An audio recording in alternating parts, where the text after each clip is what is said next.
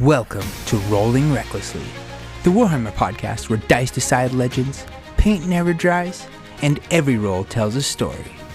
I'm Grizzly, and whether you're here for the lore, hobby, or the chaos of the tabletops, you're in the right place. So grab your dice, ready your general, wake your champions, and let's get reckless.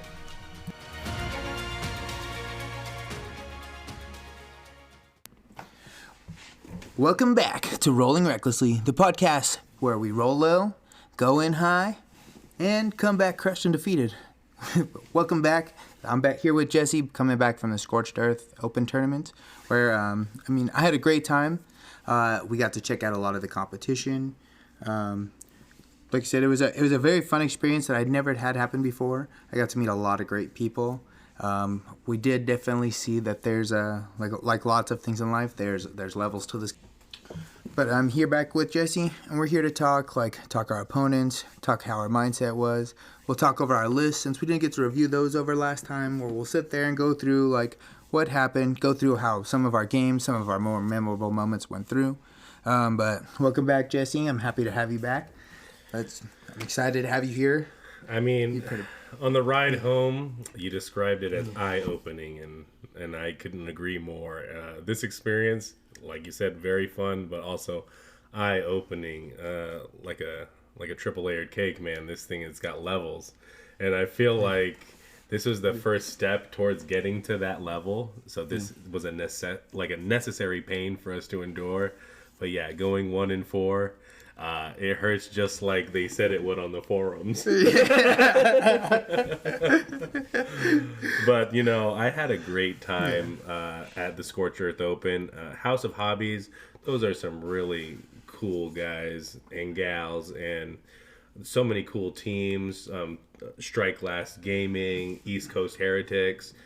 Those were some great guys, and I feel like I learned a lot just being in their presence, just being able to kind of soak up their knowledge in between the crushing defeats. I had a lot of time to kind of visit with my peers getting crushed so early in the games. But it was all like I said, a necessary pain. Like, training hurts, dude. Like, it's not going to feel good at first. Yeah, I will say I feel like we put in a ton of work and we went in. It did change my perspective on it was really cool. I think I liked experiencing you got to see the meta. And I'll be honest, I didn't take a lot of my losses. Most of my losses very personal. Yeah, you can't be too critical of your performance on your debut. You know what I mean? Yeah, I knew it was my first time, so it was one of those I'm just gonna try to do the best I can. You know what I mean? And try to meet all the cool people. There was a lot of cool people, a lot of cool models. The people who showed up. Obviously, Nurgle made their big presence. It was we could talk about that. It was too funny. We'll get into that, but let's stay on topic of how we're feeling in the aftermath of 1-4. Yeah. So our goals were both of us, 3-2. Yeah. So let's talk our first game. How did you go in? How did you go in feeling in the first game? We went in just going in was nerve-wracking, right? Yeah. Shout out to Aaron, who was playing the Dark Oath side of Slaves of Darkness, and this is an army that doesn't ever get played, and we reviewed it in the last episode going in. I was like, man, I don't know what I was supposed to do with this giant horde, and that proved true. I did not know what to do with it. It was just simply too many models. But again, shout out to Aaron, giving me good advice on splitting attacks, sending my limited units, using their attacks more efficiently, being more efficient with my CP. Speaking of that, so I was listening back through and editing it, and there was one point you even said, there's one point where I really got to make sure I go in and split some attacks when it came to playing that list. It's funny you predicted this because I listened back to it and I remember us talking about that, and I was like, you said that in this podcast.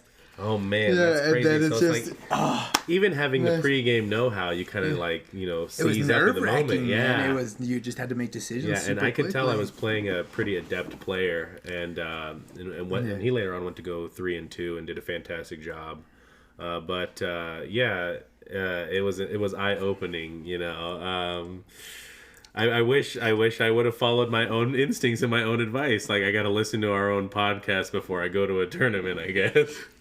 Yeah, babe. Just got to remind yourself, because we were like well thought then, you know what I mean? It was no nerves, but it was nice practice, you know what I mean? Like I said, going in and like playing who we playing how the games played out, like I'm proud of that 1-4. So yes, I'm proud of it too. I got the one win against Brian from Strike Last Gaming, who was playing a really impressive Cities of Sigmar list, and just an all around awesome dude. And might have some music coming your way from our boy. Yeah, I don't want to speak too much on that, but I think he did a great job. It's awesome. Stay tuned. We got some surprises here from old Brian at Strike Last Gaming. But shouts out to him for a great game. In the games, I wanted to show that even though I was a rookie and I didn't have any GT experience or much competitive experience at all, I wanted to show that I at least had like knowledge and mastery of the rules. Yeah. And I had to get refreshed on a couple things here and there, but I think that I did well enough in my games where my opponent didn't feel like they were babysitting me through the game, Yeah, no, I definitely, I was very proud of, like, I think all that practice that we did gave us that feeling, That's, like, the way we used to play games before, like, we're very quick now compared, like, we just did all those games in less than 3 hours. Yeah, you know what I mean? And it's cool because I when I was playing my games, I wanted to celebrate when my opponent was having success. Yeah, I agree. You know what I mean? That's like a good feeling. You want to be like a good opponent, when you're playing somebody, because like you want to be that guy that nobody wants to show up, and you're like, yeah, let's play this guy. At this point, you're like, I'm almost a seed, bro. Like, you can have it. I must feel like if you go in there with that kind of mindset, like, I only want to celebrate when I do well, and I'm going to lament when the opponent does well. You're not going to get the experience the way you intend. Because even in victory, it can be sour, like, seeing, like, the other opponent, like I said, my opponent had a really cool cities army. Just a few failed charges can really, like, mess up your whole game plan. It is, oftentimes it can definitely come down to the dice roll, you know what I mean? You could do all the right things, especially if you're playing, like, the factions aren't necessarily balanced to fight everybody evenly. You know what I mean? Yeah. Some factions are going to do better, some factions aren't going to do so well. Especially going into like certain rules and certain turns. And if you don't like understand how the other armies play, I feel like we have a decent amount of knowledge, even for people who don't play other people. Mm-hmm. I just feel like I read a lot, and I do like a lot of like research. I have several armies and battle tomes. In preparation for the tournament, I made sure to read the core book and the general's handbook, and I try to be as like, accurate with my rules as I could, and I feel like I was. I mean, Stormcast, they don't have a complex rule system. It's pretty straightforward. Yeah. There's you definitely learn that there's a lot more forgiving armies to play out there, and it's like, and then imagine them played at a very high level, where it's like, yeah, man, even when they made a mistake, they made it right up for it, or even where this guy popped, like, it's all good. They had like they thought of it, and they were like able to pull through. Yeah, we played a lot of talented players out there. List building, man, it was so insightful what I was getting from everyone that was there, and there was another Stormcast player, and I got a lot of insight on my own army from that player, and I just want to be a little more like my peers were at that tournament. They seemed very prepared. They seemed like they had the battle plans like planned out in their minds, and what they showed me was like, you can't go too elite into your army. As cool and as strong as those models are, like, some of the simpler battle line units and just having a whole bunch of them was really beneficial. So it made me miss my Liberators. It made me miss like some of these other like smaller units, Vindictors, things that I could have had more of and I didn't because I was running Krondis. I wanted the giant dragon, and I find out that like Krondis is pretty fragile. Like, I thought a big monster with 20 health and a 3-up save was going to, like, be able to, like, take a hit and punch back. But, man, a lot of things were just able to go into Krondis and just mess them up. And the anti-monster keyword is all over the freaking battle tomes. So all over. Everyone had something that was like, well, this is anti-monster. This is anti-monster. Like, how much damage is that? You're like, oh, one went through? Yeah, 5-up. Yeah, or 5. What? And I'm running I'm running 2 heroes. Yeah. And they're both monsters. And then after they're gone, like, there goes all my like strategy right there. My whole list was monsters, basically, except for like 2 units. Yeah. And they're like 2 of my small units. I kept protected. I kept, a good chunk of them, like, alive. I felt like I played well. A lot of my games were really close, you know what I mean? That's what was really nice. It was, like, the very first guy crushed me. The guy that played the corn, I'll talk my first game. I played this guy. He played Jed. Yeah. Jed from House of Hobbies. Yeah, great guy. Super cool guy. That guy, his game, playing him was awesome, man. He was a great opponent. Very, very friendly. He actually gave me, I have, a bunch of, little measuring tools. He had these little these little 9-inch bangers, 9-inch bangers, we love those. He gave me one of those for free, and I was like, let's go. You know what I mean? Yeah. Especially as a Sylvaneth player, I need to measure all my trees 9 inches. If it's 2, it's 9 inches. They need to be 9 inches from you. I use a 9-inch banger all the time. I usually just use the 6 and the 3. A lot of my opponents had really fancy measuring tool sets. One guy, this guy he pulled this whole kit out. I was like, let's go. I was like, where did you get that? I definitely got a lot of Etsy links from just meeting my peers, and I'm gonna go through all the recommended accoutrements and pick what I want and in the style I want. But yeah, I mean, just getting insight even on that, oh no, these really fancy bangers, people had deployment measuring tools and exactly. You see them busting out the little circles. They're measuring everything. I got my little Scaventide stick and my kill team measuring tools, and I just feel like a peasant. It did make me not feel I felt as far as thinking and processing wise, I kept up with them. You know what I mean? Nobody was taking an overly sometimes I felt I'm come on, bro, you gonna do this? Do you have any other choices you can do? You know. Oh yeah. A lot of people were very good about that. I agree. You know what I mean? I was like, hey, bro, I'm trying to. We gotta hurry. This guy just said 30 minutes. Yeah, it's tough. It's tough under the gun. That first game, the chest cog pulled out, and I was just like, oh man, do I need to be efficient? But my opponent was just like, no, this is more for me, so that I can keep track of my time and what I'm doing and how my own efficiency. But don't feel pressured about the clock. And then that's almost better. What a great opponent, dude! This is why he's the best. Yeah, and this is why he's number one. Even though they don't be pressured by the clock, I still want to be I still want to be efficient. I never felt like I was wasting my opponent's time or taking too long.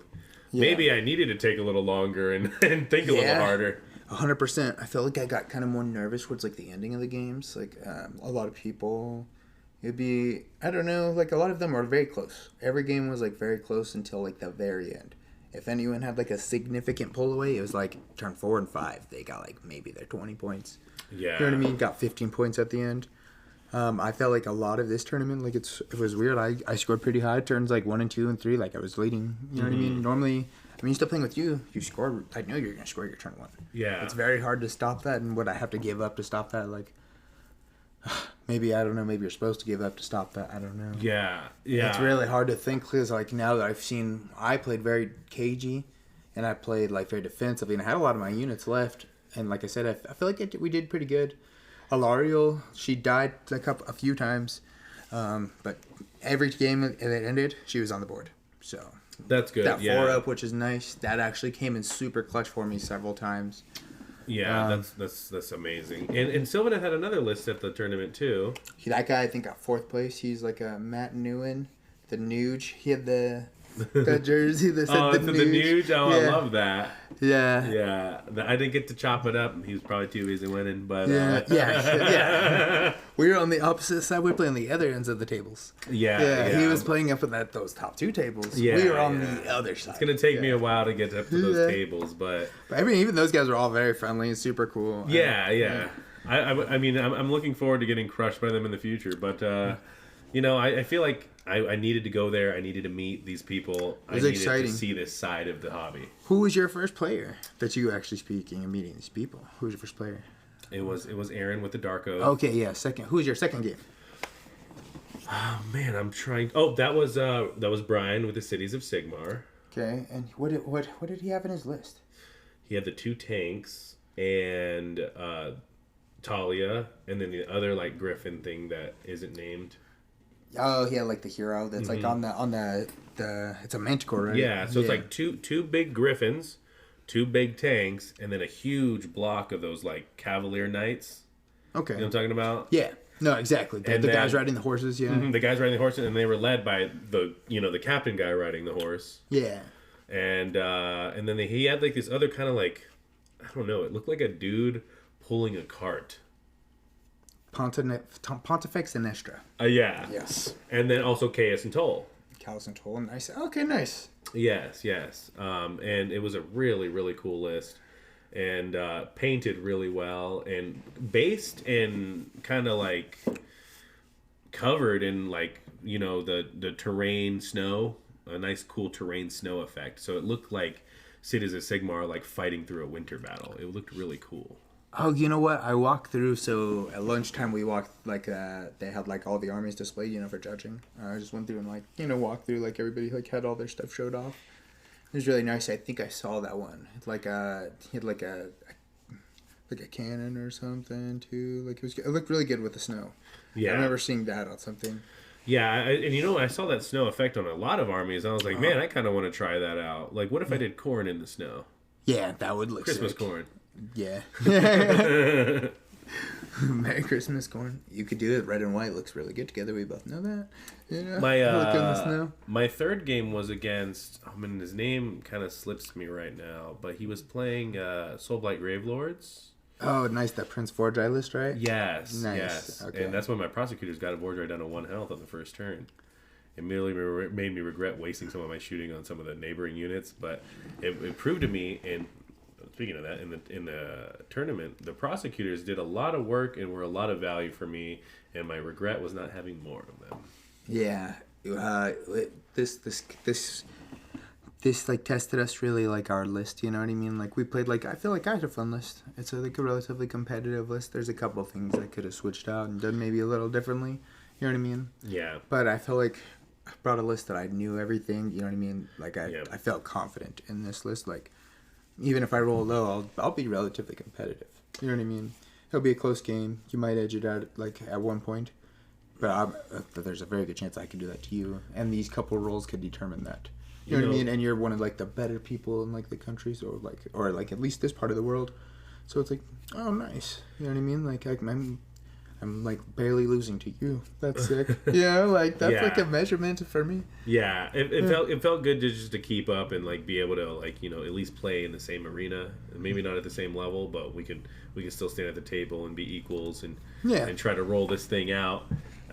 But you know, I have zero regrets, and I can't wait for the next one. And as much as I'm fearful, I'm gonna play even more, and I'm gonna try to like reach out and branch out further than just, you know, because we're like you said, our lists are really good against each other. Yeah. But, well, because we built our meta with me and you, we're training partners. You know what I mean? So we know each other. So we play each other's like, and we play like a similar play style, like the same always. You know what I mean? Yeah. So, like, I'm excited to play this new list. Before we talk the new list, let's talk, like, our old list. So, walk through your list real quick. What did you have again? So I had Krondis. And he was with the Questor Soulsworn and Reinforced Dracothian Tempestors. Nice, okay. And then my second regiment was Scourge of Grand Iridan with a Reinforced Prosecutor unit and Reinforced Reclusion unit. Nice. Okay. So you talked about prosecutors were your MVP. Yeah. Who was like the ones you felt like could have maybe did a little more work? You think? It's sad to say because, you know, I want to love him, but Krondis could have done more. Now I mean, because like, you know, he casts the manifestations pretty reliably. Yeah. But they have to like survive a banishment or being attacked until your next turn, and it just seems like a long time before they can move into position and do work. That being said, the gnashing jaws of Gerd, those did a lot of work for me. The even like the screaming like flame skull thing.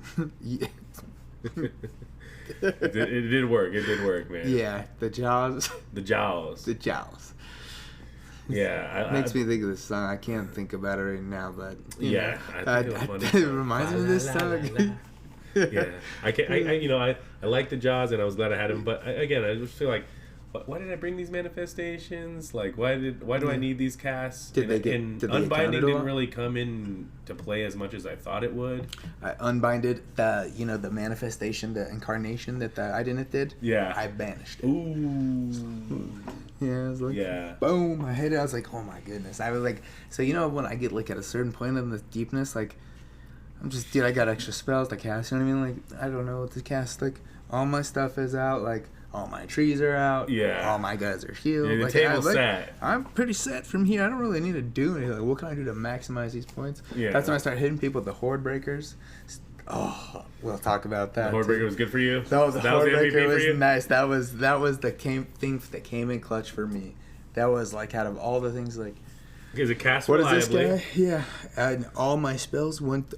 It was crazy. You didn't struggle I hit with like magic. all my spells, and you know how obnoxious that is. You're like, call me the Magic Man. Yeah, no. My favorite thing is pointing out when I cast like the Horde Breaker. They're like, "Are you sure?"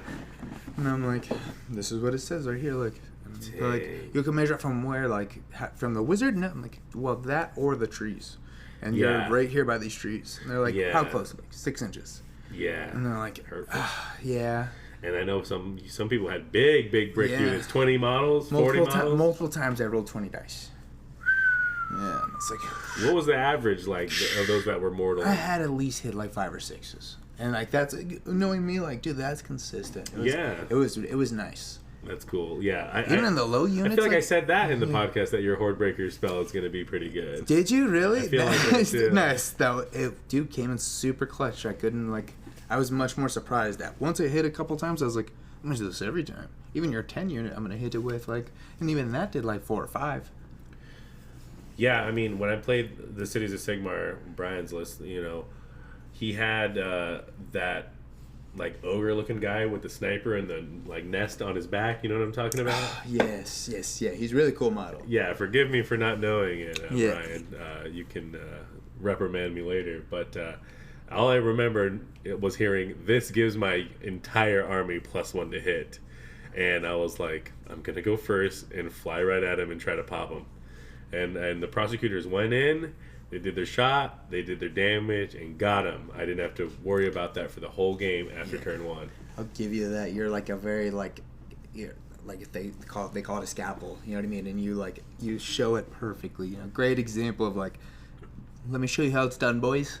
And it's just like super to go in there and just like, chink, hit them real quick and be like, bye. And it's just, there's a couple key points where that kind of happened to me. Like, I've seen that it's happened to me. Mm-hmm. You know what I mean? And then I did that to other people, and that's just beautiful to see. Like, beautiful to hear. Like, boom. I was interested in this tournament. Like, did people charge right at your like forest of guys, or did they all avoid it? It played very similar to how we played. How we play, yeah. Yeah, I'll say it's very like, people are like, because it worked out for Zach in that practice game, so I thought like maybe more people would be like, I'm gonna go right at this tree line. Well, it's one of those, like, you realize you can lose dirt through, and it's not that big of a deal. Yeah. And when we did it, it was 1K, so it's a lot less. I have a lot less. In 2K, I feel it's a pretty significant amount to eat through, especially for me to bring something back every turn, which went off like considerably more reliably than it's ever gone off. Several times it went off every game. Yeah. Like, the Gossman archers died. Boom, I'm going to bring them back. That's what I was using it on. Yeah. I never use it on that with us. You know what I mean? Like, Yeah. I'm bringing back Dirthu. I'm bringing back Trycha. Whoever that first one you killed, I'm trying to bring that back. Yeah. I got to bring back the Gossman archers numerous times. Iridan's Prayer, Demands of the Witness, so I can give something a Ruination Chamber a +1 rend. That reliably went off on a 3-up. That's a prayer that's exclusive to Soggy Iridan, so it kind of makes me like feel like Iridan did a lot of work. Iridan was the -1 to hit. Iridan was saving, making great saves. Iridan was much better than Krondis. It was shocking. I was like, man, I had a list before Krondis, and I played you with it back when your list still had Kurnoth in it, and I feel like that might have been the better list. And it's easy in defeat to be like, it was my list's fault. Yeah. But, No. Like, there's a lot of different things. First of all, like, we're newbies, so the fact that we did as good as we did, I think, is kind of, I'm hoping, an homage. Like, like, reasonable. We got a victory. We did get the victory. We said we just wanted to get that one, at least that one. I'm happy. I heard somebody boldly declare at the end, they're like, "I did it, boys. I went 0-5," and that just made my heart sore. I was like, okay, see, if he can be humble at 0-5, I can be humble at 1-4. Yeah, exactly. And like, dude, you get to go meet a lot of cool people, and we get to go do, like, this is actually a blast. You know what I mean? Like, as someone who did 1-5 or 1-4, like, dude, it's still a blast. It was fun. I'm not regretting going. I'm gonna go to more. And you know what I mean? Like, and all the listeners and you and I, we've gone from like, I have myself and I'm doing this with myself, to having this huge community network of people. You know what I mean? A lot of times it could feel like when you only have one other person to play with, two other people to play with, that you're really alone in this fucking thing. But at that Scorched Earth Open, on the 40k side, on the Age of Sigmar side, I even saw Spearhead people. I saw Underworlds players, and I was like, dude, AOS is in a healthy place. Yeah. Oh yeah. That's why I was like, we're the second biggest. I thought there like was 40k was huge. Yes. Big deal. 40k is massive, and you know we all love ourselves some 40k. Like, I'm slowly converting you over. It's a process. Yeah. You know. I've seen some Space Wolves too that look really like Zach had his friend there. And like his friend happened, of course Zach, you know, knows everybody. Yeah. So like for some reason you go anywhere and they're like Zach and you're like, of course you know this dude. Like our boy is worldly. He knows this guy there, and I'm like walk over and I'm looking at his Space Wolves and it's like Zach over there talking to him like, is your Space Wolves? He's like, yeah, dude, super sick. A lot of tanks though. I don't think that's kind of like my vibe. You know what I mean? Yeah. I had to step away from 40k just because like I just feel like the rules are geared towards just you need like high AP and strength. Let's see how destructive machines, or else I feel like the battle line got left behind. Like if you want boots on the ground armies, you're gonna really like struggle. But on the flip side of that, in Age of Sigmar, like I'm just seeing like these huge hordes of boots on the ground, bro. That list you were playing with the Slanesh, like how many archers was that? I don't know. It was a lot. I think it was at least 20. Oh maybe my God. I don't know. It was a lot. Were they 2 or 3 shots each? I think they were 2 or 3. I think they were 3, and then gives them buffs. Oh my! And then word. he can run and shoot them. So were they just? I know it was 42 attacks, so it had to be what 20 archers. Yeah. Right. 20 archers. 42 attacks at 20 archers. Yeah, 41 attacks is what it was. 41 attacks because it'd be 2 attacks. Yeah. So. And then a champion. But, yeah. And it's like just even then it's like 3s and 4s. You can get it to 3s and 3s. I want to say. Oof. I don't really remember. I know he's hitting them pretty reliably. Yeah. They was pretty consistently doing. I feel like if you get that to 2s and 3s, you're just gonna. Yeah. So what was it? Just popping like your tree lord? Like. Oh, I played like super. I felt like I played really well because it was really tightly contested for a very long time. He was killing my trees. Oh, okay. And the trees saved pretty reliably though. They're solid. Like I think they did good. They were like they might have been like another clutch thing that pulled through for me was my trees. Is like using them as a screen is nice because I think people are like, well, I can charge into them. Like, go ahead, dude. Kill a tree. I'm gonna summon another tree. This guy has +1, and everybody can cast a tree. Just so you know, this is an unlimited spell. So any of my casters who I have 4 of, and 2 of them get +1. Okay. I'm getting another tree. Yeah. And I've learned like this time, like no matter what, I'm gonna have a tree out. One time, one guy shut me off from having a tree, and it was rough because he ran in, killed my tree. He didn't kill any of my stuff, but he killed my tree, so I couldn't teleport out. Yeah. And I killed him right away. You know what I mean? So I was stuck over there. So I had to like, and then I tried to summon another tree that turn, and I missed all my trees. Or I didn't miss them. I hit them, and he counted them. Ooh, like all of them. And I was them. like, you, that's rough. Did a lot of the lists you played have casters? Yeah. Some of mine had none. Some of the people I played had no casters. I think I played maybe 2 guys. The corn guy, he had prayers. That makes sense. The corn guy right? has no magic. He has the prayers. Who else was there? There was one other team I feel like I played that had no casters. Yeah. Slanesh had a caster of 2. They had Glutos. Okay. I don't ever see him ever. I don't know nothing about Slanesh that much. Like they're very cool models, really weird, but super cool models. That Glutos guy, I don't ever hear like a lot of people talk too much about him, but he's super clutch. He has 18 life. He's huge. He heals 6 at the end of every turn, and he can do it to any unit within like 12 inches or something. And then he just stood him next to Sigvald, and I was that's like a. Maybe if I can run my castle into him. Yeah. Well, I felt like with my list then, I didn't have any current off. You know what I mean? Does Sigvald give any kind of like strike first, strike last, or anything like that? He has strike first if he goes in. Oof. Yeah. If he goes in, he gets strike first. Yikes. So what I would have to do is run the tree lord in and give him strike last and cancel that. Okay. Oh my goodness gracious. You know what I mean? So when you're doing that, it's like it was a big, and he just would move that thing. It was like, I'm staying away from you, and I moved my castle back and forth because we were doing that passing seasons game. Yeah. And it's rough. I did not like that game. Like, I feel like I could do okay, but he did a really good counter to me. He told me his buddy plays Sylvaneth, and his buddy is like ranked in the country. So I was like, oh, so he's got well trained against your army. He had like the ECH cert. You know what I mean? East Coast Heritage, yeah. Shouts out to East Coast Heritage. Yeah, really cool guy. Super cool guy, and he had the cool measuring tools. Very cool guy. The game was awesome. His army was painted like those cool like neon colors. Like there was like a, you could see they're like primered. He didn't have them like all the way, like you could see they weren't detailed all the way, but they're like, he had primered one color and then primered on top of them another color, and it was like a neon pink and a neon blue kind of like color scheme. It was cool. Yeah, and then you could see he even showed me. He's like, I started doing this part over here, and he was gonna fill it in like kind of like a pop art kind of like design. Cool. I could see he was kind of going for, is what I'm assuming. Yeah, I mean, I thought it looked really cool. He did. That was a really good game. And then I played. That was what? Who was your? We talked your what? 1, 2, 3, and 4. Yeah. No. Did we talk your 4? We didn't get your 4. You're on 4 right now. What are you on? What did you play? I'm trying to remember. Because you played Soulblight. It was a blur. How was your Soulblight? It was Feck. Oh. Feck. They were really good. Did we talk about your Soulblight game? What did he even play?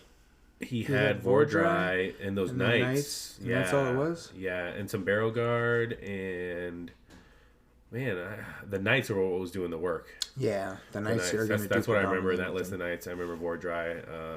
Yeah, that one was a tough matchup. The Soulblight was just I imagined they would be like tough to fight. But my opponent was super cool and super friendly and had a really cool army and was telling me about his first army, which was the Night Haunt, and he was showing me that one of his friends was playing what is it, like the Night Haunt Chariot? Yeah, you know what I'm talking about? It looks like a stagecoach. Yeah, and I think that's exactly what it is. It's like the night coach or something. Yeah, he had like a stagecoach that was like being pulled by like Night Haunt, like ghostly steeds and stuff, and it was all like splattered with blood, like Dexter Morgan style. I think you can bring a unit back with that. There's a lot of cool stuff. Yeah, so there's just so much cool stuff on the table. And then my last game, bro, was just getting stomped out by the Sons of Bahamut. He had 2 Beast Smashers, Kragnos, and a Great Crusher, and all of this stuff destroys monsters. And your boy brought 2 big monster heroes, so yeah, he was easily able to just walk up and stomp through everything, and it was horrible, bro. What'd he say? What'd you say? He said, I went first. He double turned me. I went again. He double turned me again. And I just got stomped out, bro. Second turn after that double turn, bro. I had barely anything left. I think like a unit of reclusions was left. And these models had 36 health, bro. Did you kill any of them? No, I got close to killing Kragnos. That was it. Did he run his Kragnos into your Krondus? So he like put a Kragnos next to a Beast Smasher, and then the Gate Crusher next to the other Beast Smasher. So no matter what, I got to fight 2 Gargants, and I just didn't know what to do. Like I could have ran away, but these things were moving like 10 inches, and bro, I was like. Because with can't you do like the movement with Iridan, where you pick him up and move? Yeah, and I did do that, but again, these things are just smashing monster characters, so yeah, it was just horrible, dude. It's like the keyword is like really fucked up. Like anti-monster is in everything apparently. Yeah, it did seem like it, but the monsters this season are very good. Yeah, I was talking to, it might have been Jed. It was somebody, and I was talking. I was like, "There's a lot of like." Big drops, and he's like, yeah, because the monsters are so good, so everybody's running single drops. And then I looked at my list as like, I guess that reflects. It reflects, yeah. I mean, you look at that Nurgle list that wasn't the Taliban of Nurgle, that unique one where it was they're all monsters. You had the Glotkin, and was it Scarbrand in that list too? Was that the one with the Scarbrand list? There was a Nurgle list that had Scarbrand. Was it Nurgle list that had Scarbrand? And a bunch of monsters. Then, yeah, it wasn't like the Taliban one though, right? No. Yeah, so he had that, and he had the 2. It's like the 2 Rot Lords. It's like Blowab and Gut Rot Spume, or no, not Gut Rot Spume. Immaculately painted well Rot too. Spawn, yeah. He had the blue ones, right? Mm-hmm. Yeah. Oh, the Sons of Bahamut player that I played at the very last game. This is the really nicely painted one. Super nice painted. Yeah, so there was 2 of them. One was like kind of like alright, and this one was really good. Yeah, it super super nicely painted. I was like amazed. I was like, wow, this is really cool, really good looking, and the way he played and just kind of his vibe, it was just cool. I liked him. I was like, yeah, Sons of Bahamut players. You would think they would be big douches, but this guy was a big sweetheart. Yeah, my favorite like of the painted. There was like because that one I thought was really good. There was like two I really liked. Obviously, it's probably because I also like the models. And also the players that played them were really cool dudes. Where the elves were the Lumineth, the cows. Yeah, I never got to see any Lumineth. I never got to see Lumineth. They looked cool. Dan had the Lumineth with the two big like Minotaur like guys. He had a bunch of the cows. Yeah, that was really cool. They were painted really well. I saw that. He had the terrain piece. They have one of the sexiest terrain features. That like waterfall looking thing. Yeah, they have the best terrain piece. Like I think. I've got a porta potty, so it's like, man. It's like mid, everybody else is mid. You're like, dude, this one looks good, especially if it's painted well. And his whole army was painted really well. Yeah. That guy, he was the vibe. I shout out that guy. That guy, he was super cool. Dan, I don't remember his last name. He had this crazy list name that was like, it was. I want to shout out his list name was insane. Yeah, that's funny, bro. There was a lot of funny list names. The vibe was just immaculate, bro. I really loved the environment, and the players there, they nobody was ever kind of like, ha, gotcha. You know what I mean? Nobody was like everybody was really cool. Yeah, was really nice. You know what I mean? Everybody was like, there was not a lot of like obnoxious things. You know what I mean? Yeah, and I would tell people, I'm like, this is my first GT. This is my first like competitive thing. And they're like, oh yeah, I remember that, man. I've been crushed. Like, so I feel like that's the reason why you don't really get that much of like the gloating, or like like the sour winners is because I think everyone's been crushed in this game at least once. You haven't played this game thoroughly if you haven't been crushed. If you've made it this far, it's like you're used to getting demolished. You know what I mean? Like there's a talent. Like you don't like this game. You know what I mean? You don't get to this point where you're like, oh, I'm not used to losing all the way yet. You know what I mean?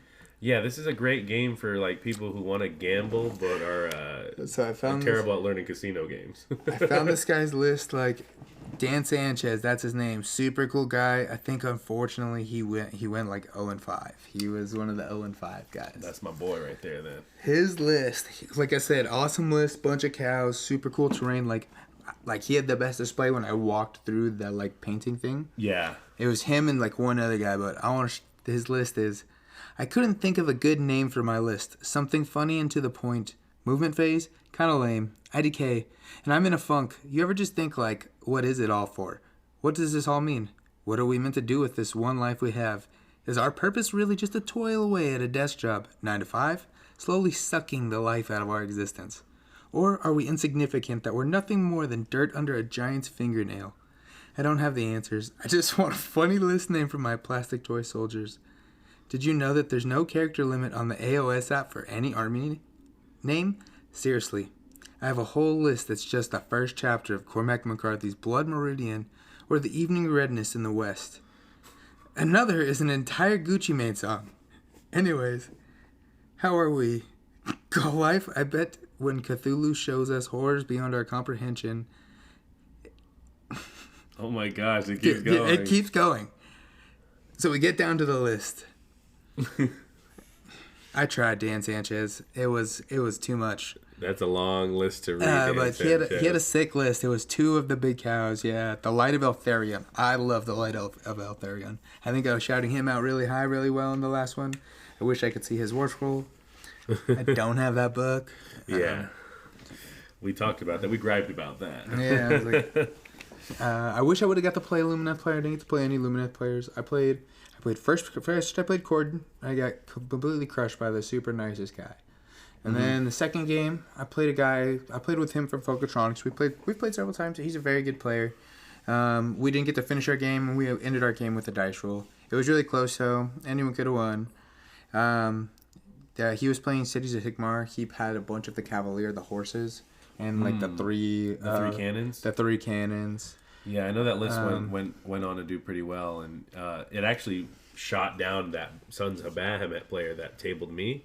Did he? Yeah, nice. He got shot down by those cannons. So, like I said, everyone is crushable. Yeah, no, exactly. Well, it's because everybody's list is good against somebody's. You know what I mean? Yeah. His list did really good. Like I said, it was a very close game. Unfortunately, we didn't get to finish, and then it was just too close to really call. But everything was really good. He's that guy. When I've played with him, it's almost every time he runs a regiment around, which I think is really cool. You know what I mean? Like you're just gonna add a regiment around. He had the code right from the Caradron Overlords, which was it's 2 Grunstock Thunders, no boat, and it comes with the code right. Who like gives like he can give like a buff like 5-up control or like something else. Okay. On like a 3-up or something. And was that doing work in his list? I feel bad because he kept like rolling like really low on like one of them. I don't think got the buff at all. Oh man! The entire game we played, and then one of them got the buff every time, but it was 5 control. But like half the time that like it was a point I was not trying to take. Yeah, the Soulblight player told me they're like Vordry is a diva and the doesn't work when I want him to and just when it wants to. And I swear I don't know what Vordry does to this day because none of the rolls were going off. Yeah, I can understand that, especially if you don't get enough play with it. I'll say I want to give a shout out to Alariel because in our games I don't feel like she's done the work that she's like when we've played like I wanted her to do for 700 points or 600 points or whatever she is. Yeah, it's a lot. She's a lot of points, so she's got to do a lot of work. I've gotten to the point now where I played with her like, I feel very comfortable piloting her. And it's like she did her job. She brought the back people on the 4-ups. She hit her spell casting. She was healing herself. When she died, she came back, and then she was smacking people hard. You know what I mean? And constantly, I would like cast like very rarely, would I fail the Drycha spell. Yeah. And I would cast it on my turn, right? And it's like until the beginning of your next turn, and then on my opponent's turn, if like I was in a rough spot, I would have Alariel with +1 attack, plus also to companion, which she has a companion, and then +1 to wound, and it's like. I'm going to have that on her, and then I would cast another. I would cast it again, and I would cast it on Dorothy. And I would just keep them like boom. And then Drycha would be right over here. Yeah. And then when you charge into them, you can either take the -D3, or you can get the -1 to hit, and I get +1 to hit. Okay. Everyone's like, I'll take the -D3. And they're like, I'll just fail the charge. I'm like, it's probably a good call. Probably a good call, yeah. That's a good decision. These guys both have +1 to hit, +1 to wounds. Like, granted, this guy's always hitting on 2, or wounding on 2s. Or +1 attacks. You know what I mean? Attack is way better. I'll let attack and fix it. I'll let attack and fix attacks. But we were actually talking about, and wasn't Aaron telling you, the Narcoth player, like, the amount of attacks is probably better, right? More consistent than... Right. Like, stronger few the damage. Yeah, exactly. Yeah. So it's like, you may, like, have damage 4. You may have damage 3. But, you know, if you have 4 attacks... Yeah. It's not going to equate to somebody who's maybe swinging on 4s and 3s with 60 dice, with 40 dice, with 20 dice. Yeah, it is pretty, like, consistent. And again, it made me miss, like, my Liberators, you know what I mean? I was like, for so little points, you can have 20 dice swinging attacks, and that's a big, if you can get them all to go off. When we talk over, like, our new theory list later, I'm going current off, and that's a big reason why, is the amount of attacks. Yeah. It's just more consistent that even if you roll low, you know what I mean? That was the big thing I noticed when we were playing at the tournament. It was like, this is 60 attacks, and it's like, sometimes, it did like 8. You know, there's no rend on some of them. Yeah. Like it's 1 rend, which I'm all defensing. You know what I mean? That 1 attack, which is a thing I learned that game, that tournament is all defense only works for 1 activation. Yeah, that hurt to find out. Like, So then their neighboring unit that can activate. Yeah, if it's multiple units, you can't block both. Yeah. But if you auto attack, like I already knew this, if you auto attack, you get the -1 to save until the end of phase, I believe. You know what I mean? So you really want to just all out attack with that final swing. Yeah. If you're gonna swing first, you better make sure you're hitting hard. Yeah, and you clear whatever it is. If they have like a unit of 10, you know what I mean, leave them with 1 or 2. You know what I mean? Then you could power through and kill them, you know what I mean, or something like that. Well, I go back to that first game, and again, Aaron was letting me know, like, why are you all out attacking and all out defensing so much? Like, you're already 3s into 3s. Like, you don't need to be doing this. Yeah. He's like, I save on 5-ups. Like, they're going to pop them. I feel like a lot of people did that, though. That's like a very common thing I noticed. That's one thing, like, very rarely would I all out attack. Yeah, and a lot of times I'm hitting on 4s and 2s. Yeah. I feel like there's other things to do. Redeploy is, like, super... I think it's like the clutchest move you can do. Anything that has like extra movement, the Gauss image, like amazing.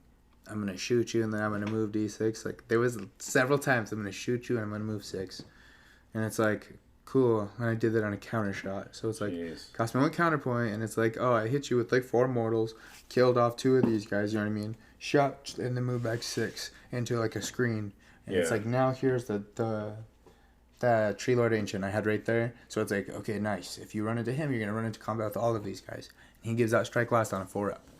That's nice. So it's like, that's really nice. Be my guest. Go ahead and, like, if you can somehow make this nice charge in, like, you need to commit a lot. You can't just bullshit. I thought coming out of this tournament, we would feel like, okay, well, I'm done playing my army. I want to play something new. But it's like the reverse. I'm like, I want to play my army, but better. Yeah. You know what I mean? Like, I thought we were going to be done playing Stormcast for Sylvaneth, but now I feel like it's just beginning. And I want to start playing with these guys. Well, I feel like I want to play with these guys and start painting something new, because a lot of my Sylvaneth are already painted. Yeah, me too. My Stormcast is mostly painted. Even the stuff I want to, like, put back into the army and replace with the stuff that's in the army, it's already painted. Yeah. Lord Vigilant painted. Lord Terminus painted.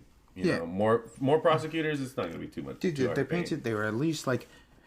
This is one thing I want to comment on, is we showed up with very nicely done armies, just so you know, in comparison to quite a bit of people. I got lots of compliment on my army. I'm like, I'm not that great of a painter. And then when you walk around and you see, you're like, oh, like, we showed up, like, on point. Like, we look very good. Not to be demeaning to anybody's army, but yeah, you can tell a rush job versus, like, you know, we sat there and put rocks individually. Yeah. You know what I mean? Or, you know, had a cool terrain feature or, you know, a nice highlight or wash. But yeah, I mean, you could, you know, with 3 cans of paint, spray paint, like, you know, get an army quickly done and quickly together. You could see there with that I saw that several times. I saw that a lot and across 40K and AOS. I just like it's a very common thing where you're like just hitting. I understand you're just hitting the minimum real quick so you can play. Yeah, and I mean, you're like, I'll get the details later. There's a lot to say about that, but yeah. I think it's at least, especially say something happens and you're just like, man, I'm just trying to play a game. Mm-hmm. So let me get this together real quick. There's that way you can look at it, or there's some people who are just straight meta chasers. You know what I mean? I will say that every army I painted looked pretty every army that I played looked pretty painted well. Like I'm thinking, I'm thinking, and they're all pretty unique too. So I'm thinking, game 1 I had that Dark Oath, and they had that snow effect thing too. And I think that snow effect looks really cool on a big board. I did see that one too. They had it like, on their faction terrain, which looked really good. Yeah, it reminds me like Attila the Hun style, and you know, and then they had even like the Hellsmiths, like Regiment of Renown, still fit in right with all of that. Yeah, it all looked pretty good. My second game, the Soulblight Gravelords player, like you could just tell that. I'm sorry, no, my second game, Cities of Sigmar player, again the snow effect. The giant griffins, like just a cool army. I was like, people think that Cities of Sigmar might be lame. They're just regular men, but you know, I love them, bro. I like the idea that there's all these horrible like other armies, you know, death, chaos, destruction, and they've got these horrible, destructive monsters and creatures and magic. And then we've got a dude with a sword or a horse and a gun. You know what I'm saying? He's like, give him a horse and a gun and a sword, and he's got this. And I just love him. I just love an army full of men. Yeah, they played very well. Like the kid I played who piloted them, he's just a very good pilot, I think, in general. Yeah. And he piloted them like professionally. You know what I mean? Yeah. I think he said it was his first GT too. He did very, very, very good. Who else? I played a couple of people. I forgot to talk through the rest of my games. Yeah. I played Corn. I played Cities. Mm-hmm. Game 3, who did I play? It was... What was Game 3? I know Game 3 for me was... I played Hellsmiths of Hashut. Oh, really? That's who I played. And that game, that guy, Dustin, he was super cool. And that game was a lot of fun. His army was really cool. They were painted really cool, too. Yes, he did an excellent job. He did an excellent job. I have some very fun highlights from that game. Even though I lost, he squeezed it out at the end. He played very, piloted professionally. It was very nice. He made, one big mistake, and I thought I won at that point. I think I got too cocky, and he, he pulled this move out at the end that scored him like 20 points and just beat me like by like 3 points, and I was like, that hurts. Wow. But his house smiths were painted immaculately. He did a really good job. He had Urktar, which was painted super nice. His trim was like so clean. Everything was very clean. Yeah, that's what I noticed about the army. Like lines just perfectly put on. It's like when I was like, did you print this like with the paint? Like this is very nicely done. This looks very well done. And then just as a player, he was a super nice guy. He had a bunch of cool stuff. He had a bunch of like nice little cool tokens. Playing him, if there was one highlight I had, he charged. So Urktar, he felt confident with Urktar, and I was like, all right. And it was his turn, and I dropped in. It was Drycha and Alariel right by a set of trees that I summoned right in front of all of his stuff. Very cool, you know what I mean? Like he had his stuff there. I summoned my trees like an inch away from him, and then dropped all my stuff 9 inches away from him. And it was Alariel who had +1 to hit, +1 to attacks, and +1 to wound. Wow. And that's until the beginning of my next turn. And then I had Drycha right there. Oof. And then Drycha gives you like the minus when you charge. And it's like we were only like 4 inches away or something, maybe 5 inches away. And I think he had to take the -1 to hit. He might have did the -D3, but even then, I remember I all had attacked him and blew him up with Drycha. Like it was pretty bad. I hit him down I think I killed him by the end of the turn with Alariel and Drycha. He had like 12 life left, and then by the beginning of his turn, I think I killed him. Yeah. You know what I mean by the combat? Wow. Because I gave he charged it in his turn, and then the Branch Witch, like always, comes in super clutch. Well, the Branch Witch is within 3 inches of the tree. With the branches within 3 inches of the tree, she can give out Strike first to a unit on your turn. Yeah. To a unit within 12 inches. So you got it off. I got it. I teleported her in also. You know what I mean? And nobody pays attention to the Branch Witch. And so it's like he charged Urktar, and it's like, okay, Alariel's going to swing first. And he's like, what? And I was like, yeah. Boom. And that's like, and you could see he's like, I regret this. I could see that moment on his face, like, I don't know if I should do that. Yeah, but he held on and he got the dub. He did at the very end. Show some grit and zeal. I tabled everything besides this last unit. He had 1 unit of centaurs that was reinforced, and he gave that one the treasure. I killed everything else, so I got both the other treasures. I was never the underdog, so I couldn't get. I got the first part of Wrathful. Yeah, but couldn't get the second part. I couldn't do the second part, and I was doing well on like all the points. You know what I mean? Yeah. If not primary, like the 8. I don't remember what game plan we were playing, but it was pretty balanced. You know what I mean? Yeah. It was a lot of fun, and like I said, his last turn, this guy squeezed it out. Like, congrats to him. He did awesome. Like an awesome painted army. Day two was sick. My first match. That was probably my favorite match, but that's because that was the one I won, and I played it. It was a beautiful, the most thematic army out of the whole tournament, in my opinion. This guy had thematic tokens. He had thematic, he plays Araneth Deepkin. Okay. Beautiful painted army. I saw that army. Beautiful. The moment I seen that turtle, I was like, dude, that looks like a real turtle. That thing looks legit. It looks great. And he was Pinoy, Filipino, like your boy. I knew it. Yeah, you could see. I didn't ask him, but like you could see his very island traits. Yeah. He has a bunch of islander tattoos, and then he has very islander traits on his face. Yeah, and then he's running an island army, which is awesome. Yeah, and 100%. Exactly. Yeah. Yeah. I almost felt like he was going to summon a wave at some point. Yeah, that's it. What'd you say? You said, I didn't know you were wavy. I didn't know you were wavy like that, bro. And he said, I got to have everything match in his army. It's like, dude, perfect. He's playing, I didn't think he had the Eidolon, which is the dude on with the tidal wave, you know what I mean? Yeah, that was really cool. That was super sick. The turtle was really good. He had all the eels. I loved all the eels. He did a bunch of really great paint jobs on the eels as well. He did some blue and some like pink. Yeah, I saw that. His army was immaculately painted. I think his might have been the best in my opinion. Yeah. I think the other ones were great, but this one I think beats out the Luminant. This one beats out that Suns one. Yeah. There was a bunch of really good ones, but that one I think was the best one. Yeah, I mean it would not be out of place in a Games Workshop. But. Yeah, there was a Nurgle one that was really, really good. Yeah, I saw that one with the Great Unclean one. He had the Rodigus. Oh, Rodigus, yes. Yeah. Oh man, yeah. And he had all the flies too. And then like the bases were like swampy. Like it was sick. It just looked really good though. He had like swamp water on him. Yeah, on day 2, I played a player who was Feck, and he had put in some green swampy puddles in his feck, and I just thought that looked really cool. And his feck looked like Games Workshop standard. How'd that game go? Feck was scary, bro. They are able to just come across the board so quick and just swarm you. Yeah. How was it fighting Big Oosh? I've never played against him. Never played with him. Never played against him. Never played again.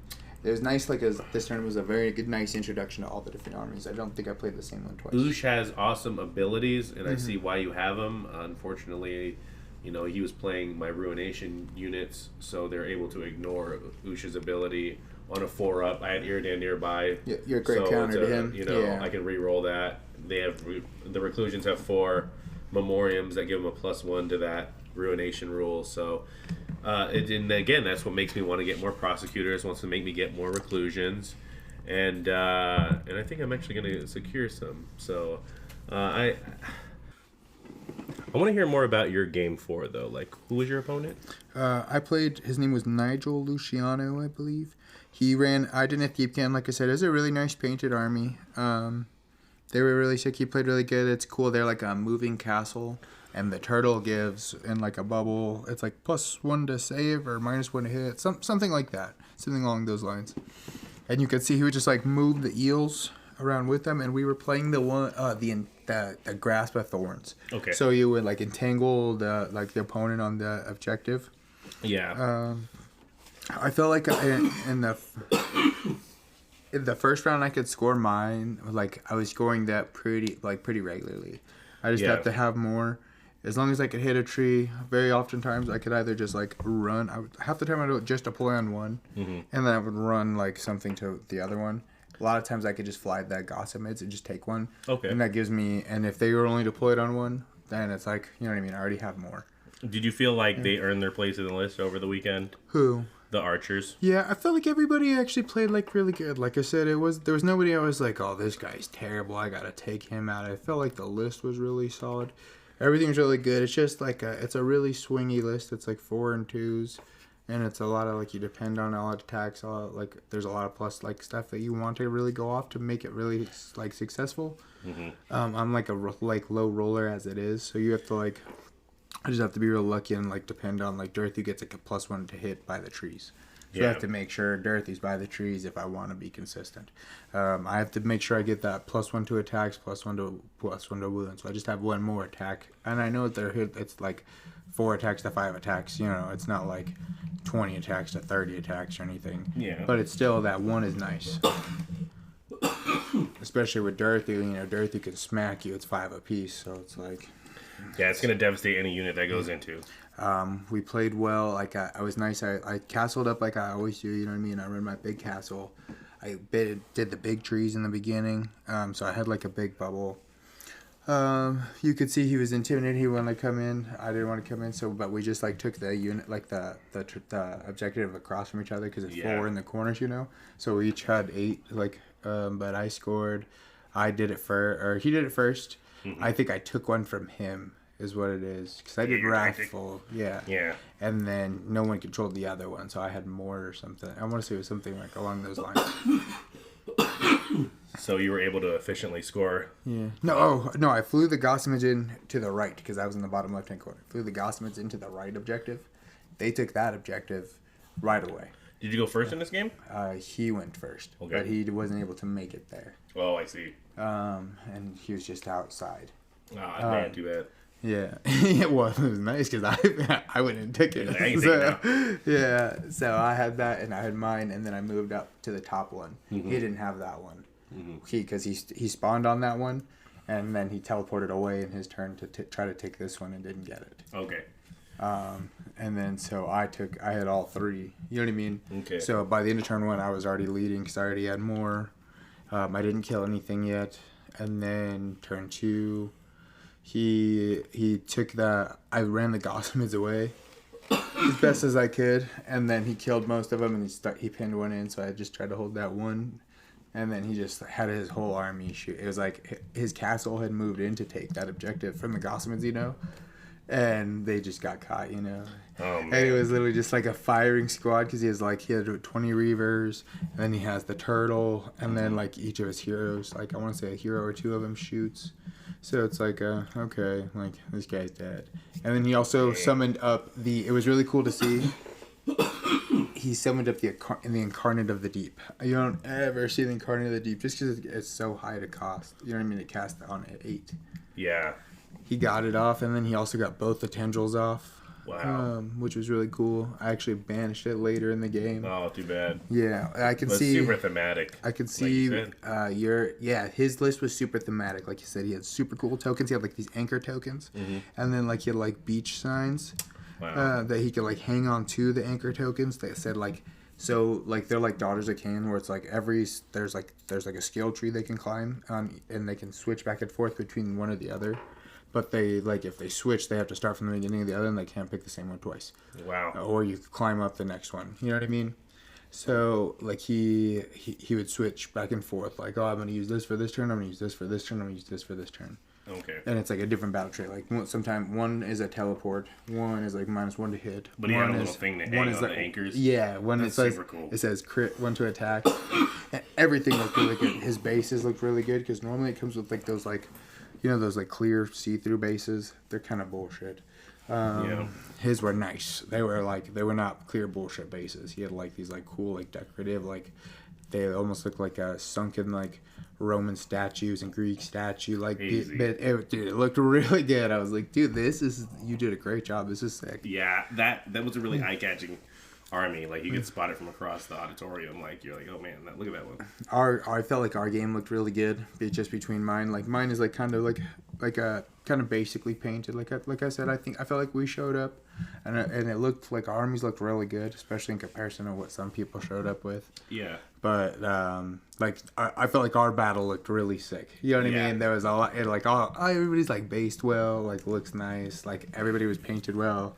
It was very cool. The forest meets the sea. Yeah, that was really cool. We had a lot of people walk by and come by, and they're like, "Oh, can I take a picture?" And it's like, "Yeah, dude." Yeah, they're like, "Do you mind? Can I watch you guys?" I'm like, "Yeah." I played very well that game though. I ended up pulling it out at the very end. I think it was 65-62. Close game. Yeah. Close game. Yeah, at the very end, I thought I was just going to smash him, and then he took 20 points in, like, turn 4, because I was doing well, like I said, the whole time, and then turn 4, I was finally the underdog.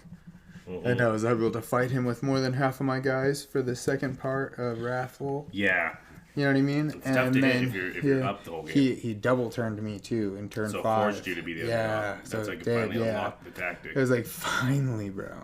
Yeah. Yeah. Well, then he scored huge that turn, and I would have been the underdog anyways. But he did double turn me, which made it more painful. What was like the big threat in his army? Was it the turtle? The turtle was huge. So he moved in, and like I used up my trees as like what really helped was them as a screen, and he would move the turtle in, and then he moved the eels in.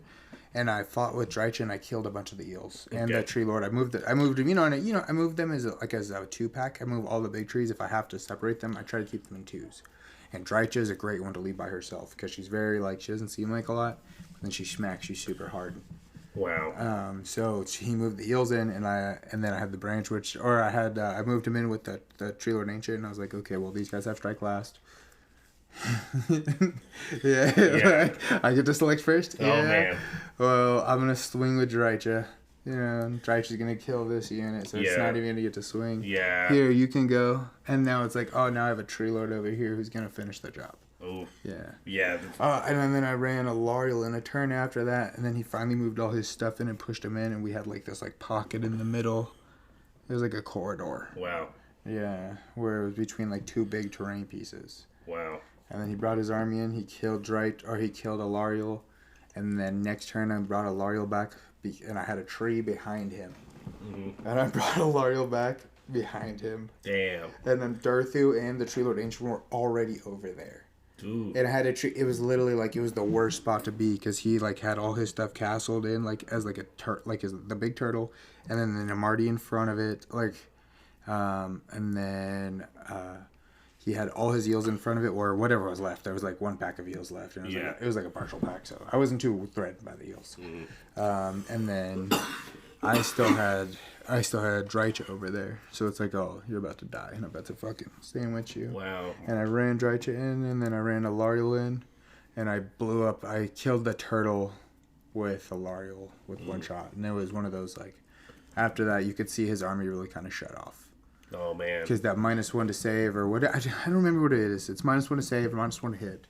But it like, turned everything else at that point just popped. Because right after that, Alariel killed him with, like, the big swing. And then I killed the Nemartes with the other swing. You know what I mean? And then you got to the turtle. Yeah, and then I was able to pile in a little bit and finish off the rest of those eels with Drycha.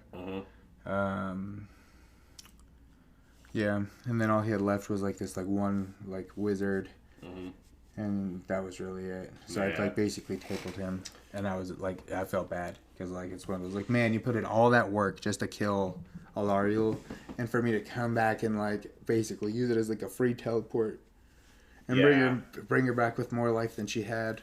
Did he know about her coming back on her roll? He did. I tell everybody, I'm like, hey, just so you know, this is Alariel. Like, she does come back. I bring a unit back every turn, just so you know. Like, in the movement phase, I'm going to bring a unit back. Like, if you get a 4-up. Yeah, if I get a 4-up, and I tell everybody that. This one guy was like, you sure it's not a CP? And I was like, positive. Like, I play this a lot. I wish it was a CP. It's not. But that was my turn 4. It went great. Or my game 4. How was your game 5? That's when I played the Sons of Bahamut player, and they were immaculately painted, and they stomped all over me. They did what I imagined Gargants do. Yeah. You know what I mean? And he was uniquely, like, suited to beat my army up because all of his stuff had anti-monster. He had Kragnos, 2 beast smashes, and a gate crusher, and I didn't know really what to do. It was shocking, you know? It was like... Did he have a King Broad? No King Broad. No. But he had a lot. Or maybe he did. I don't know. All I know is what he had was 2. He had Kragnos and a Mega Gargant and then 2 over here. And then you couldn't go into one without fighting both. Yeah. See, I've only ever seen one Mega Gargant before, and it was partially built. So it was cool seeing all of them. It was like, oh, dude, these are sick. And it was shocking because, you know, he tabled me really quickly, but he was like, yeah, I was tabled by the cities guy with the 3 cannons. So I was like, yeah, I guess this game is just full of like feels bad moments, but it had a lot of feels good moments for it. Yeah. And through all 5 games, I had a feels good moment for me, even in my like middling play and terrible scoring and always losing. I had moments where I was like, oh, I really liked what I did here. I would do this again in another game. Yeah, exactly. I liked even I played my game 5 was against Lanesh. I played against the East Coast Heretics. Is that what you said their team? Yeah, East Coast Heretics. Yeah. They get really cool guys. I played against them. They were really cool. He had it was kind of like a spray prime army, but it looked like he at least put a wash on it afterwards. Yeah. And they looked really nice. They were trippy looking. Yeah, like the colors he picked went really well, and then he actually based them, and he based them with like these like neon pink like grasses, which popped really well. Yeah, those little pink tufts. And it was like the same color as his army, so it was like a weird color, like and it was like like I said, it would look like a spray, but like it looked nice. Yeah. It's a good, even if it's just like the start of the paint job on him, it's a great base for because like. When you think of Slanesh, you think of a certain hue of blue and pink, and he definitely hit those. Yeah, he hit all of those. Yeah. He had like a lavender purple. He had like the terrain piece. It was painted too. Yeah.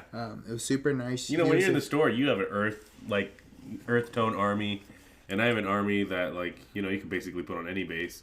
Yeah. You know, but, you know, those pink tufts, you see them in the store, you're like, when would I use those? Well, I feel like they look so cool. I just don't have I don't have nothing to use. I've got nothing like to go with that. Will go a pink tuft will throw it off. It doesn't make sense, yeah. But, yeah, the way his army was painted, even if it is just 3 rattle cans, like, that was a good use of 3 rattle cans. Yeah. He did a great job with it. But he played very well. You could see he's a very experienced player. He told me his friend was like a very high-level Sylvaneth player, and he was very used to playing Sylvaneth, so... Oh, so he was suited to beat you. Yeah. Well, I mean, and on top of that, he's just a very good player. He was, like, very good. And I felt like I did all right. I played 2 KG, 2 defensively with, like, so many points. Everybody's got to be doing a job, and I was scoring low level. I scored 4 points every turn at least. But there was one turn I scored 4 points, and it was one of those like, oh, that hurts. I wasn't able to take that other point. You know what I mean? I don't know if it was just for the game. Or it's not 4 points; it was 5 points. I noticed your opponent when you were playing Slanesh was like jotting down in a little journal, like he did. He was keeping track of everything. Yeah, and I thought that was really cool. I was like, that's really. Even I asked him, I was like, "You could take that home and like study it." And he's like, "Yes." And I was like, "Good, that's smart. Like super smart." he's seeing like how the actions he took like led to an outcome. Yeah, exactly. And it's like very calculated and methodical. And I'm like, oh man, I hope one day I'm busting out a little journal and taking notes like I'm Light Yagami. Yes, yeah, exactly. That's exactly what I felt like. He's like, I'm gonna take like notes, and you could see how like, did you see he draws like pictures, and it's like it's like a diagram of everything, and you could see like it, and it shows he did a really good job. East Coast Heretics, man, you guys have an impressive team. You guys ought to be proud. Yeah, it was awesome. It was fun to like. Our last game was really fun, you know, like especially after having like such a like sore first day going in, you know, like it was kind of rough. At least for me, I had just all my games were like really tough and very close. And it's one of those you want to go home, don't go 0-5, and it's just like a feels bad kind of feeling. But did you go home and make a new list immediately? No, I wasn't focused on the new list. I wanted to win with what I had. I'm like a solve now. Like, you know what I mean? Like, I can't do anything about that. Like, making a new list will do nothing for tomorrow. Yeah, true. You know what I mean? Like, this is what works now. This is what works now. Yeah. Yeah. But yeah, I mean, so many times like when we play Warhammer, we run out of time or we don't get enough Warhammer. This weekend, by the end of the tournament, I was like, I've had enough Warhammer. I've played enough Warhammer. I'm ready to go like lay down. Yeah. And not do this anymore. Yeah. Well, then it was just everybody was super high level, and it felt like a high level sweaty game very often. Not like to the point where it was like unpleasant, but it was it's just like it was mine. Like it took a lot. Mentally, it's a lot. Yeah. You're absorbing a lot of information, especially if you haven't played any of these armies and you want to play well. You have to pay attention to what everyone else is doing and like what their like kind of thing is, because you can run yourself into a lot of traps if you don't know what's going on. Yeah. Fortunately, a lot of people I was playing with, most people I was playing with, like didn't do any like crazy gotcha things too much. They were like, hey, just so you know, this guy does this. I could tell like that interrogation in the front, you know, where you guys like go back and forth with each other. It's important. It's huge. That like helped me play so well at the end. Yeah, I feel like all the players were forthcoming with their rules and their like special moment things. Yeah, so I would ask. I know I was forthcoming. Yeah. I was like, hey, they're Stormcast. They don't have a lot of tricks, but one of their tricks is they can appear from the sky. Blah blah blah, and they're like, okay. And a lot of people, I found out that like a lot of people like don't really know much about Stormcast because they don't have that much representation, like either in the competitive scene or in their local casual scenes. Like Stormcast, I thought Stormcast players were going to be abundant. Like I'm going to hit one every time I throw a model. There's only one there with you, besides you. Yeah, and her list with the Grand Hammer Annihilators and the Lord of Periton and Gardas.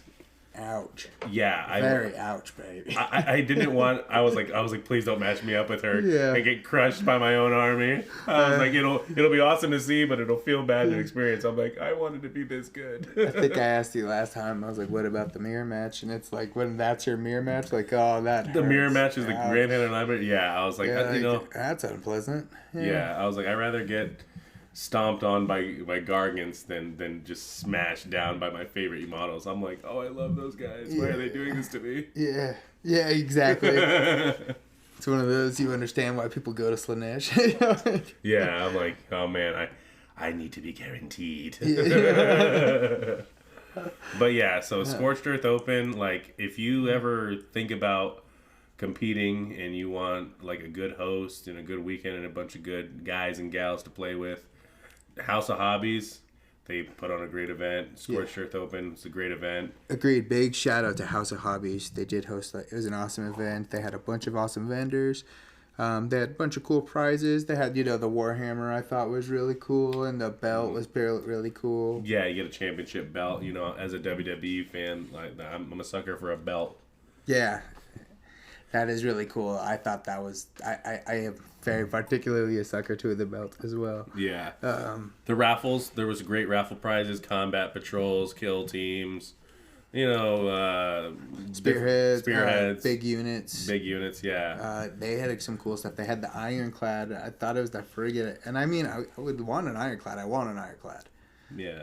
I put all my tickets into that. I got a bunch of tickets and I put them all into there. And I was like, there's nobody in here. Hopefully I'll get this.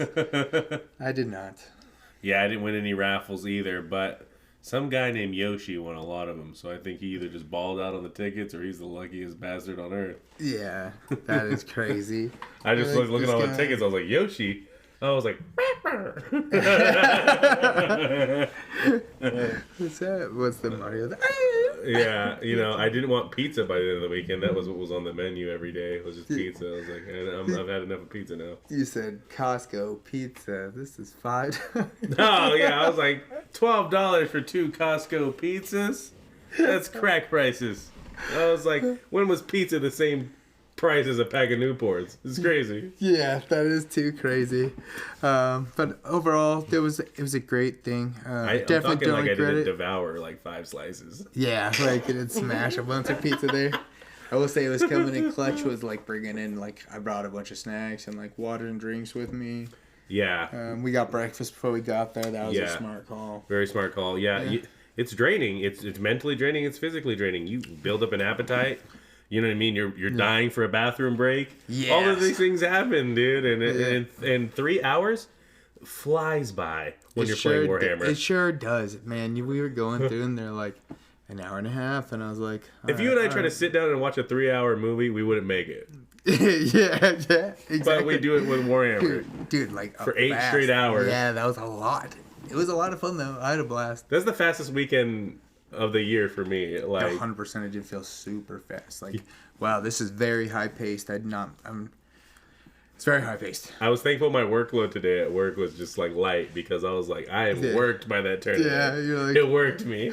You're like, I didn't even really get days off. That wasn't a day off, bro. That was work. It felt like work. Yeah, so did you see they're talking that 3-man tournament, and the California guys were trying to invite us to the 5-man tournament, like telling us to compete. My answer is yes and yes. I don't care if I continue to go 1-4. Yeah, I want to be at this level, and you rise to the challenge of your peers. Well, I agree. I 100% agree to that. I think if we go in a little smarter and go straight to an RT as opposed to a GT, the competitive level will be. I know a lot of those guys competed, right? You know what I mean? Yeah. But I think the competition will be just a little bit lower. People aren't driving in if we play like a local RT. You know what I mean? It's not going to be as competitive. Yeah, I mean, that's always the hope and wish, and now we have the competitive knowledge. We know that we can't just be bringing some bullshit list in there. Like, we have to make sure it's tight and honed and synergized. Yeah. And well, it's like maybe talk to him. Like, what list are you bringing, man? Like, and that's I joined a lot of Discords. I got a lot of social media information from the people at the tournament, and it was very easy to network. And I felt like it's a community that's welcoming. They're not gatekeeping. They're not standing there with the palm out, going, "No, you're not one of us." Yeah, everybody was talking to everybody, which was really nice. Yeah, and it made our little 3-man team. Shout out to Zach. Yeah, who did great with his Slaves to Darkness. Man, he did actually he did surprisingly. I know we were all worried for him, and he did the best out of all of us. He was the best of us with the least amount of practice. Yeah. So proud of you, Zach. Yeah, crushing it, Zach. Yeah, Slaves to Darkness, his list, and then that Varangard list. Man, well, for him, then even then, he had to pilot it really well. He wasn't playing the Varangard list, so he had to be smart about it. So it's just awesome on him that he fucking came through and pulled all out what he did. Yeah, he did a great job, and his slaves are good, and they're only getting stronger and scarier from what I've been seeing. Oh man, yeah, he's picked that up, and then he's already got paint on the model. It's he just got a Braxia, and it's already built, and he's already got a couple layers of paint. Yeah, it's you already have it partially painted. You built it yesterday. You know what I mean? You just got it yesterday. So it's dang, bro, that's crazy. He's got a dedication to acquiring and mastering this hobby that I don't think we'll ever see again. Yeah, exactly. It's crazy, super crazy, because at least he's our best protege, like you said, Yeah. I'm happy we took him under with us. I'm super happy that he's with us. It was solid going in as a team. I really enjoyed going in with you and Zach. I feel like that was actually a huge part of all of this. Was I wasn't going in by myself, and you could kind of see the people who did go in by themselves, and it's just I don't know. I'm happy I went in with my boys. Strength in numbers, bro. It felt like it was rough in there going 1-4. It wasn't so bad with you guys. You know what I mean? It was it was much better with you guys. It would have been super rough. But we started our days off right. You know what I mean? it was a great weekend. Like, It was a great what, weekend. I had a blast. If you can play Warhammer even at this competitive level, just do it. Just give it a try. Yeah. Like, you know, losing doesn't hurt as bad if you just laugh at the dice. That's my advice to anybody playing this hobby. Like, laugh at the dice. Laugh when they work against you. Laugh when they work with you. Just laugh and just imagine. Close your eyes for a second and imagine this in lore. What is happening right now is happening in lore. And it's just an amazing time. Like I said, game 5, just all my Stormcast were just getting stomped out by Gargans. Yeah. But I'm like, this is what I imagined they did. They're just getting dunked on. Yeah, this is what I imagined in lore they do to an army, and it was cool. It was funny to see on the tabletop, and my opponent was so funny and so like excited for his army, and they were painted so well, and he gave me so much backstory about his personal life, and I just really appreciate all of you that I met out there. So anyone that took a moment to speak to me, you know, Jesse with the Stormcast, I really appreciate you, and I hope to see you and play you in the future, and maybe even beat you, but probably not likely. Yeah, just trying, right? But I think actually, you know, probably that's a great spot for us to leave off and close out today. Thank you guys for listening in. Thank you to everyone for following, subscribing. If you're interested in following, you can follow us over on YouTube at Rolling Recklessly. And then you can follow us at Instagram at rolling_recklessly_podcast. Again, just, you know, big shout out to everyone there. House of Hobbies. Thank you guys for hosting such an awesome event. Mm-hmm. Do you want to give a shout out to anybody? Yeah, shout out East Coast Heretics. Shout out Strike Last Gaming. Shout out to the guy playing Hellsmiths. Your army is sick. I can't wait to see you guys in the future. Yeah, no, I'm excited to do this again, especially with those 2 tournaments that they're talking already. Yeah. You know, I'm excited it looks like we got a lot of things to look forward to. Yeah, so next episode, let's talk about these revamped lists and finish our faction focus on my Stormcast Eternals. That's exactly what we need to do. So we need to go over those new lists, and then hopefully by then we'll have some cool, fun new releases. Sounds like they're talking Doc today, so we gotta go over we'll go over all that new fun stuff. Oh yeah, you know my girlfriend's Doc, and I saw it right when it came up. So yeah, exciting time to be in the hobby. Exciting time to be Age of Sigmar fans, bro. It sure is, man. So thank you guys again. You know, as always, may your crits be high, your paint never dry, and your rolls ever reckless. Hell yeah.